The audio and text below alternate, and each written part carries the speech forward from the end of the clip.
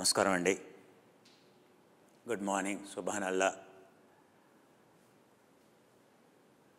మనం ప్రాణాయామం గురించి నేర్చుకుంటున్నాం. ప్రాణాయామం అనేది ప్రాకృతికమని, వైకృతికమని, మళ్ళీ ఆ ప్రాకృతికం వైకృతికం కాకుండా మూడో రకం కేవలమని, దాంట్లో మాంత్రికమైనటువంటిది, తాంత్రికమైనటువంటిది, వైదికమైనటువంటిది. సో వైదికము, తాంత్రికమని చెప్పుకున్నాం. దక్షిణాచారం ఏంటి, వామాచారం ఏంటో మనం తెలుసుకున్నాం. శివయోగ దీపిక రాసినటువంటి ఆ యొక్క అక్కడ ఈ వర్గీకరణ వస్తోంది. ప్రాణాయామం అనేది అక్కడ చెప్తున్నాడు. పురనాదిరేచనాంత ప్రాణాయామస్తు వైదిక రేచనాది పురనాంత ప్రాణాయామో హి తాంత్రిక.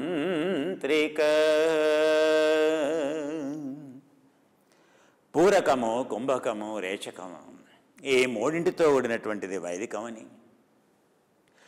రేచకము, పూరకము, కుంభకము, రేచకము ఈ క్రమంలో ఉండేది తాంత్రికమని చెబుతున్నాడు. అంటే శ్వాస ఆగి పెట్టడం అనేది, శ్వాస పీల్చుకొని ఎంతసేపు ఆగి పెడుతున్నాం, వదిలేసి ఎంతసేపు ఆపి పెడుతున్నాం. పూరకం ఎంతసేపు ఉంది, అంతర్కుంభకం ఎంతసేపు ఉంది, రేచకం ఎంతసేపు ఉంది, ఆ తర్వాత బహిర్కుంభకం ఎంతసేపు ఉంది. సో ఈ ఒక పద్ధతి. తాంత్రికంలో ఏంటి, శ్వాసని వేగంగా వదిలేస్తూ ఉంటాం, శ్వాసని వేగంగా పీల్చుకుంటూ ఉంటాం.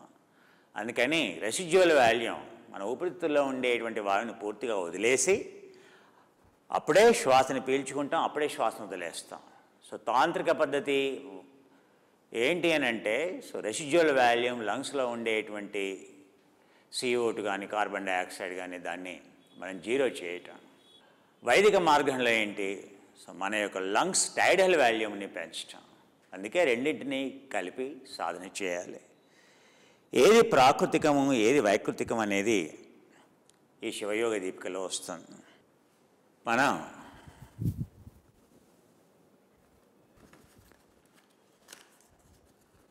ప్రాణాయామం,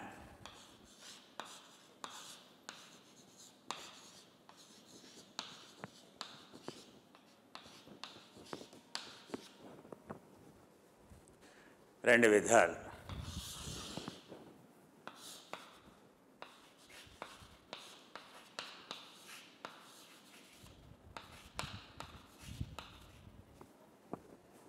ప్రాకృతికము, వైకృతికం.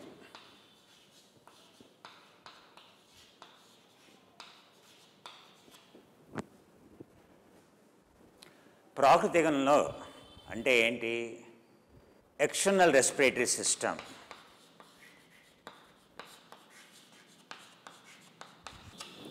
బాహ్య శ్వాస వ్యవస్థ. అంటే మన ముక్కు నుండి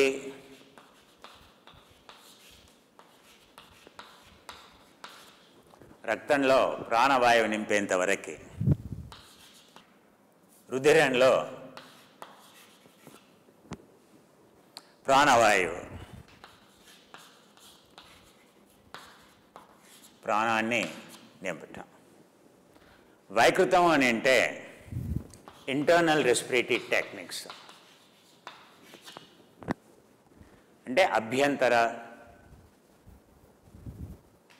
అంతర్గత శ్వాసక్రియలు అని అంటాం. ఇవి బహిర్గత శ్వాసక్రియలు అంటాం. బాహ్య ప్రాణాయామం, బాహ్య శ్వాస క్రియ, ఇది అభ్యంతర శ్వాసక్రియ.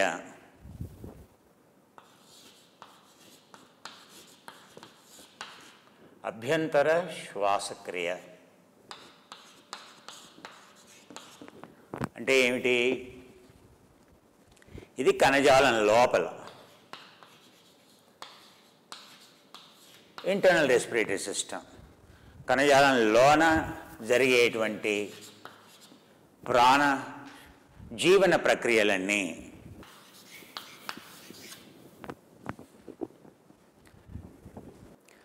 మనం ఈ ప్రాకృతిక ప్రాణాయామాలు ఇది ఊపిరితిత్తుల యొక్క సామర్థ్యాన్ని పెంచేవి.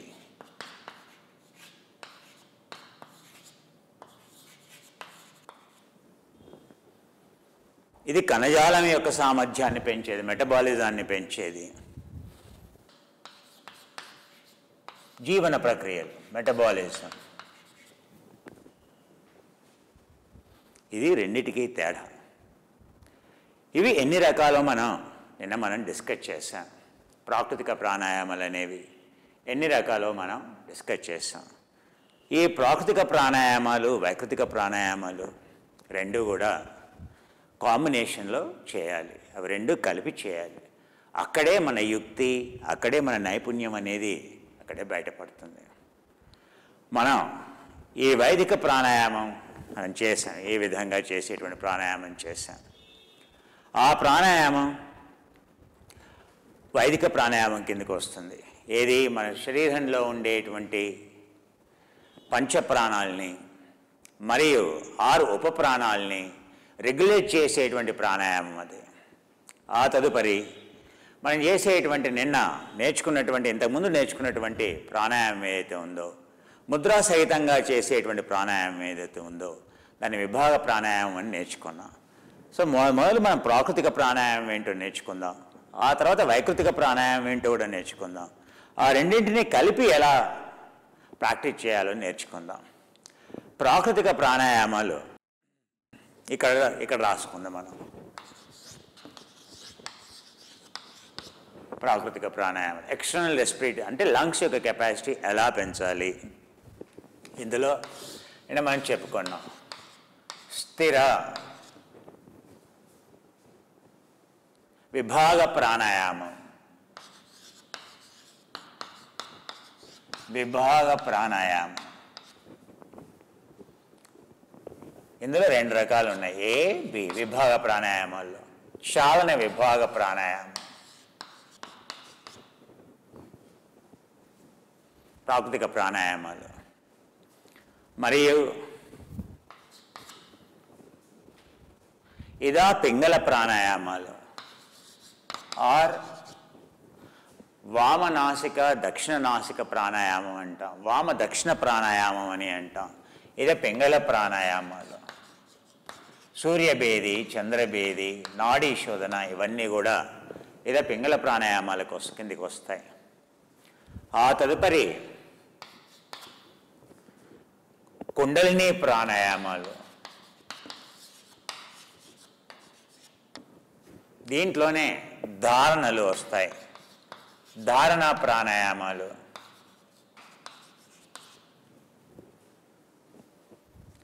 ఆ తర్వాత శక్తి చాలన ప్రాణాయామం. ఇది 1, ఇది 2, ఇది 3, ఇది 4, ఐదో రకం సైక్లిక్ బ్రీతింగ్.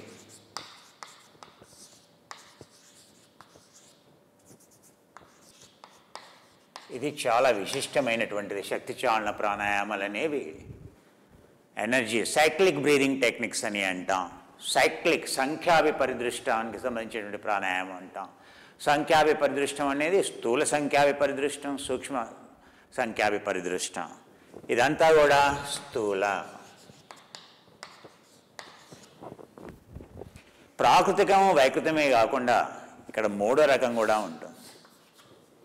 దీన్నే కేవలం అని అంటాం. దీన్ని సూక్ష్మ ప్రాణాయామం. ఈ రెండింటినీ కూడా స్థూల ప్రాణాయామాలని అంటాం.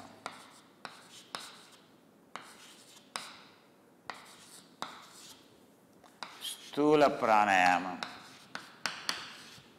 దీన్ని సూక్ష్మ ప్రాణాయామం.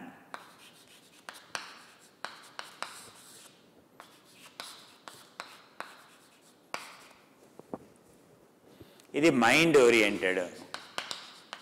మనసు, ఇంద్రియాలు సూక్ష్మ శరీరానికి సంబంధించింది, ఇది స్థూల శరీరానికి సంబంధించింది. సో స్థూల శరీరానికి సంబంధించినటువంటి ప్రాణాయామాలు ప్రాకృతికము, వైకృతికము. ఆ తర్వాత మనసుకి, ఇంద్రియాలకి, అంతఃకరణాలకు సంబంధించినటువంటి ప్రాణాయామం సూక్ష్మ ప్రాణాయామం అంటాం, కేవలం అని అంటాం, లేదా సహజం అని అంటాం. ఇవి ప్రాణాయామం యొక్క వర్గీకరణ. దీంట్లో స్పష్టత కనుక ఉన్నట్లయితే మనం ఏ ప్రాణాయామం చేస్తున్నా, ఎవరైనా ఏదైనా ప్రాణాయామం చేస్తున్నారంటే వాళ్ళు వేసేటువంటి ప్రాణాయామం అనేది ఏ విభాగం కిందకు వస్తుంది, దాని యొక్క పర్పస్ ఏంటి, దాని యొక్క లాభం ఏంటి అనేది ఆ ప్రాణాయామం చూడగానే చెప్పేయచ్చు. అందుకే ఈ క్లాసిఫికేషన్ అనేది చాలా అవసరం. ఇది ఒక మెడికల్ డాక్టర్ లాగా ఉంటుంది. ఇది ఎక్స్టర్నల్ రెస్పిరేటరీ సిస్టమ్, ఇది ఇంటర్నల్ రెస్పిరేటరీ సిస్టమ్. ఏది? అన్నమయ కోశం, ఆ తర్వాత కణజాలానికి సంబంధించినటువంటి, కణజాలాన్ని నియంత్రించేది మనస్సు. ఇది మనసుకు సంబంధించినటువంటి అంతఃకరణాలకు సంబంధించినటువంటి conscious mind, sub conscious mind, unconscious mind. దానికి సంబంధించినటువంటి ధ్యానానికి సంబంధించినటువంటి ప్రాణాయామం ఇది, చిత్తానికి సంబంధించినటువంటి ప్రాణాయామం ఇది. అందుకే దీన్ని కేవల ప్రాణాయామం అంటాం, సహజ ప్రాణాయామం అంటాం, అజప ప్రాణాయామం అని అంటాం. అజపం అని అంటే ఏంటి? ఇక్కడ అజపం అంటే కంట్రోల్ లేనటువంటిది, జపం అంటే కంట్రోల్ ఉండేటువంటిది. అందుకే దీన్ని అజపము అని అంటాం, దీన్ని జపము అని అంటాం. అంత కౌంట్తో ఉంటుంది ఇక్కడ. సో మనం ఇప్పుడు ప్రాకృతిక ప్రాణాయామాల్లో మనం మొదలు వైదిక ప్రాణాయామాలని నేర్చుకున్నాం. సో ప్రాకృతిక ప్రాణాయామాల్లో కానీ వైకృత ప్రాణాయామాల్లో కానీ వైదికము, తాంత్రికము ఉంటుంది. సో తాంత్రికము, వైదికము ఇందాకనే చెప్పాను. ప్రాకృతికంలో వైదికము, ఆ తర్వాత తాంత్రిక రెండు కలిపి మనం సాధన చేస్తాం. ఎందుకంటే రెండు కలిసిపోయాయి. సో మనం ఈ స్థిర విభాగం ఇదా పింగళ ప్రాణాయామం ఏదైతే ఉంటుందో ఇది వైదిక ప్రాణాయామం అంటాం. కుండలిని ప్రాణాయామం అనేది తాంత్రిక ప్రాణాయామం అంటాం. దాన ప్రాణాయామం అనేది తాంత్రిక ప్రాణాయామం అంటాం. కానీ తాంత్రిక ప్రాణాయామం అంట యాజ్ఞవల్క్యుడు కానీ గరండ మహాముని కానీ తన భార్య అయినటువంటి మైత్రేయికి ఇది చెప్తున్నాడు. గండ మహాముని కాపాలికునికి, చండ కాపాలునికి చెప్తున్నాడు కుండలిని ప్రాణాయామం. ఆ తర్వాత ఏ ఉపనిషత్తుల్లో ఉండేదంతా కూడా కుండలిని ప్రాణాయామం. ఇదా పింగళ ప్రాణాయామం, ఇది వైదిక ప్రాణాయామం. ఏది మనం గాయత్రి మంత్రం చదివేప్పుడు చేసేటువంటిది నాడీ శోధన ప్రాణాయామం. ఆ తర్వాత సమవృత్తి ప్రాణాయామం అని అంటాం, చంద్రభేది ప్రాణాయామం, సూర్యభేది ప్రాణాయామం, ప్లావని ప్రాణాయామం, మూర్ఛా ప్రాణాయామం. ఇవన్నీ కూడా ఈ ప్రాణాయామాలు, ఉజ్జాయి ప్రాణాయామం, ఇవన్నీ కూడా ఇదా పింగళ ప్రాణాయామాల కిందకి వస్తుంది. ఆ తర్వాత విభాగ ప్రాణాయామాలు, ఇవి వైదిక మార్గానికి సంబంధించినటువంటి ప్రాణాయామాలు. అందుకే మన వైదిక మార్గంలో మొదలుపెట్టాం. సో వైదిక మార్గంలో చేసేటువంటి ఈ ప్రాణాయామంతో మనం మొదలెట్టాం. ఆ తర్వాత రెండోది మనం స్థిర విభాగ ప్రాణాయామాలు నేర్చుకుంటున్నాం. స్థిర విభాగ ప్రాణాయామాల్లో మనం మొట్టమొదటిగా నేర్చుకుంది ఏంటంటే దీన్ని ఏమన్నా మనం స్టాటిక్ సెక్షనల్ బ్రీదింగ్ అన్నాం. ఇంగ్లీష్లో, ఆంగ్లంలో సెక్షనల్ బ్రీదింగ్. లంగ్స్ అనేవి 3 భాగాల కింద విభజించబడ్డాయి. పై భాగం, మధ్య భాగం, కింది భాగం. ఆ పై భాగానికి స్థిర విభాగ ప్రాణాయామంలో ఎన్ని రకాలుగా చేయొచ్చు? దాంట్లో కనీసం 5 నుండి 6 రకాలు, అనేక రకాలుగా చేయొచ్చు. కానీ మనం ప్రస్తుతం ఒక 5 నుండి 6 రకాలుగా మనం నేర్చుకుందాం. అందులో మొట్టమొదలు మనం వైదిక మార్గంలో ఉపయోగించేటువంటి అంగుళీ సహిత కరాభ్యాసం అని అంటాం. అంగుళీ సహిత స్థిర విభాగ ప్రాణాయామం అని నేర్చుకున్నాం. అందులో ఏం నేర్చుకున్నాం మనం 3 ముద్రలు నేర్చుకున్నాం. అందులో మొదటిది ధ్యాన ముద్ర అని, రెండవది చిన్మయ ముద్ర అని, చిన్ ముద్ర అని అంటాం ఇది. ఆ తర్వాత ఇది వాయుముద్ర. ఇక్కడి వరకు మనం ప్రాణాయామం నేర్చుకున్నాం. ఈరోజు ఈ స్థిర విభాగ ప్రాణాయామాల వల్ల మన యొక్క పర్ఫ్యూజన్ కోఎఫిషియంట్ అనేది ఈక్వల్గా ఉండాలి, 1 ఉండాలి. 1 అంటే ఏంటి? Ventilation and diffusion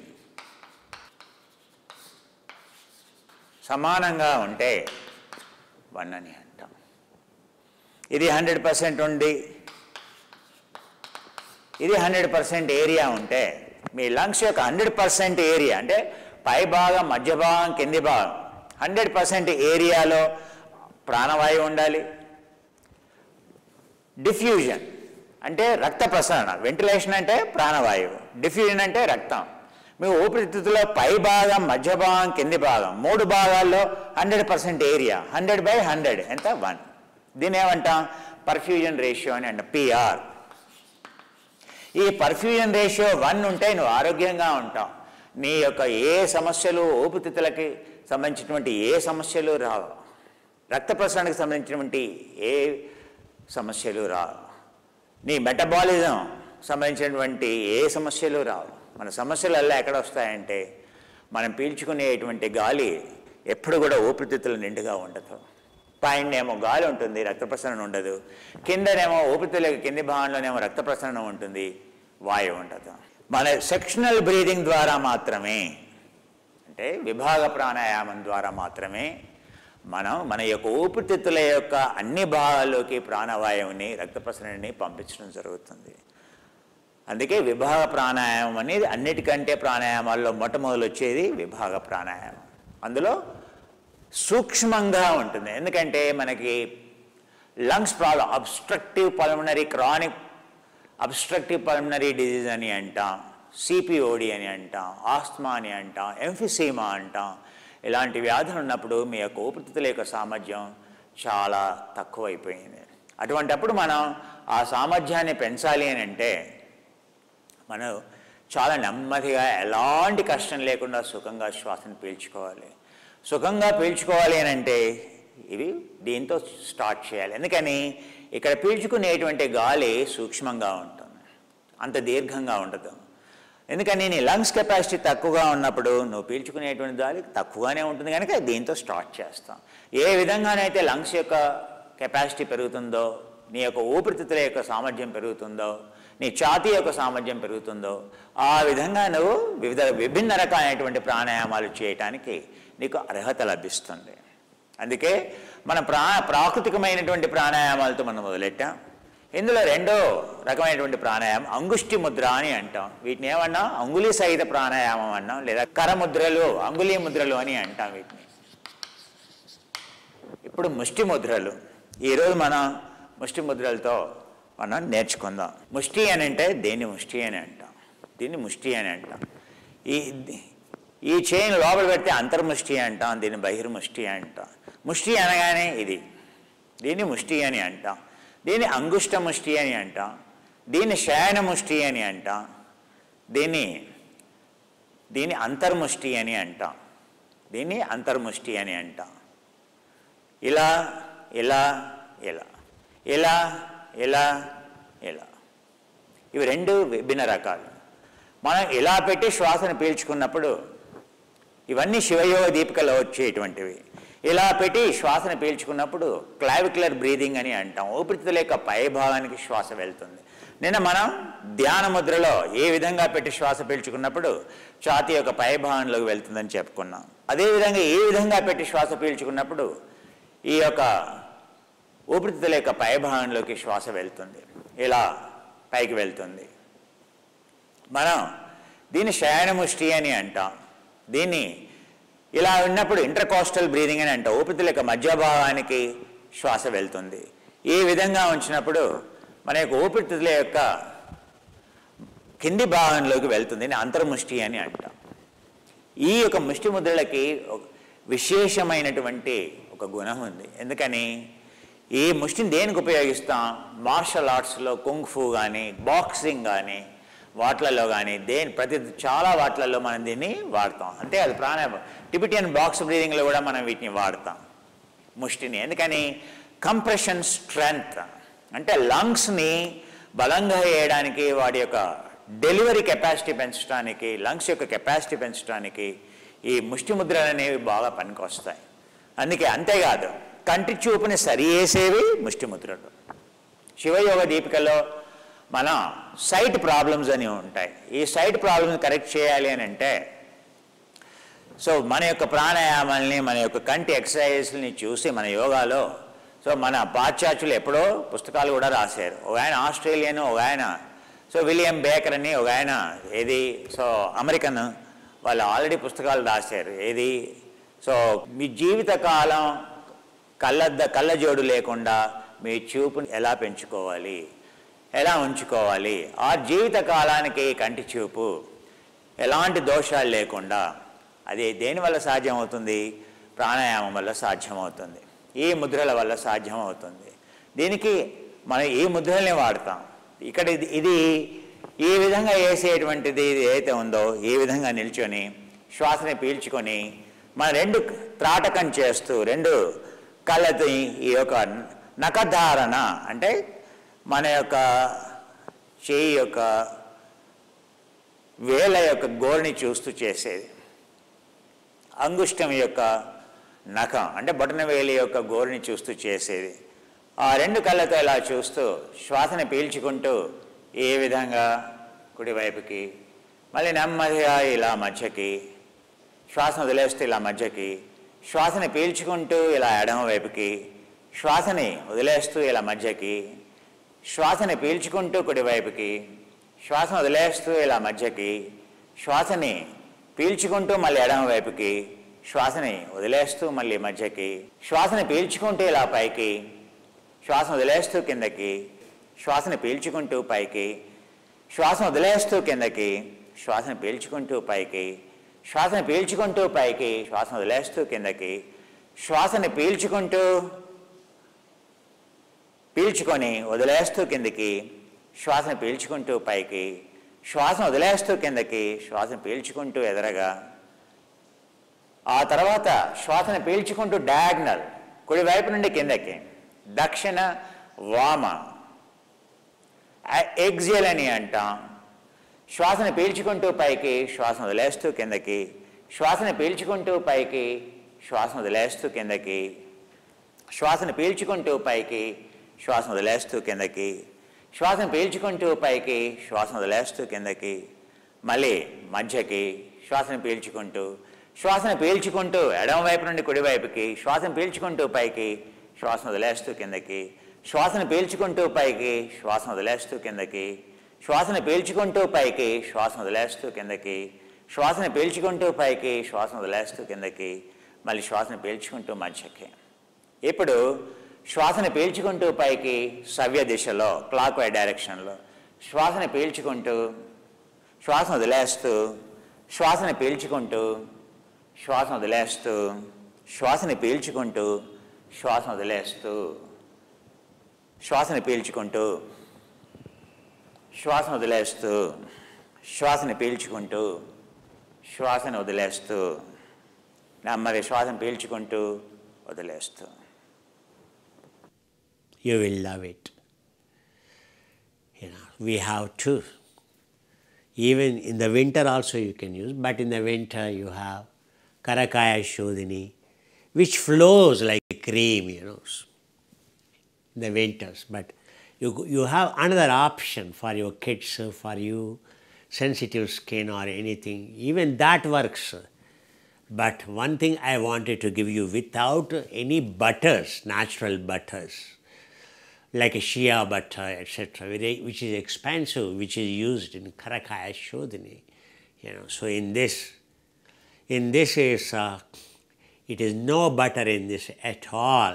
It is a very, very clear, mild, tearless shampoo it is. Okay? So a special process it is. For hair, for hands, for your body, for your clothes. Well, it depends on your affordability, dear. You can use for everything.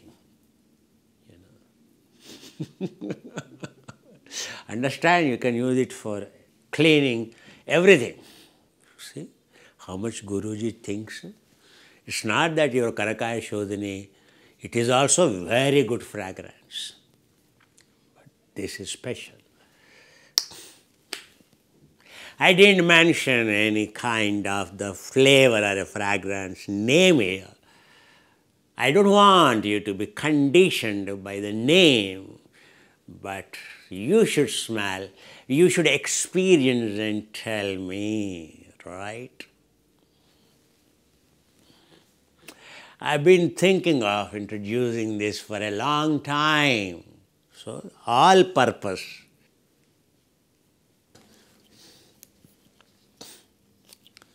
Guruji, Guruji, Guruji, Guruji, Guruji, Guruji. What a ladder. See?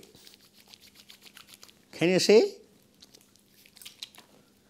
And you have seen this, no? It is white, shining. White to waste, you see? It is steel, no? Okay.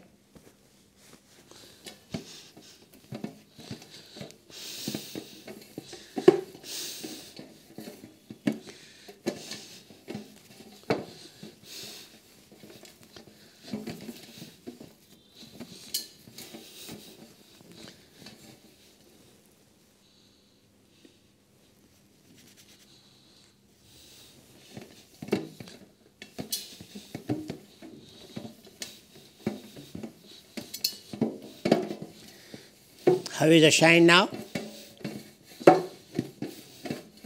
So you will shine like this, I'm